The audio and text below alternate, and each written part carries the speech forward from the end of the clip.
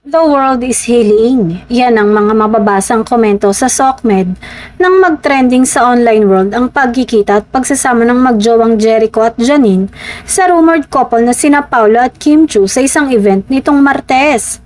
Dumalo kasi ang apat sa intimate birthday dinner ni Garlic Garcia. Halos magkatapat pa ang Kim Pao at Ekonin sa isang table na mukhang nag-e-enjoy naman ang lahat. Ang lakas ding maka-good vibes ng video kung saan makikitang nilapitan ni Paolo si Jericho para makipagkamay at yakapin ito ng mahigpit.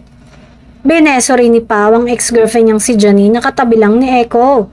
Bago pa man kasi magkaroon ng Kim Pao at Ekonin, ay naging close na ang dalawang aktor. Kung matatandaan, gumanap sila bilang Nakpil Brothers sa 2015 kapamilya teleserye na Bridges of Love. Madalas na rin magkasama ang dalawa sa mga pictorial dahil sa Bayaniverse movies na Quezon at Goyo. Samantala, hinala naman ng Kim Pao fans.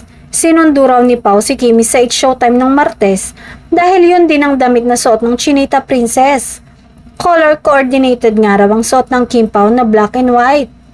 At least dahil sa ayudang ito ay pare-parehong masaya ang fans ng magkabilang love team dahil nakita nilang wala naman pala talagang bitterness o iwas ang nangyayari sa Kim Pao at Ekonin.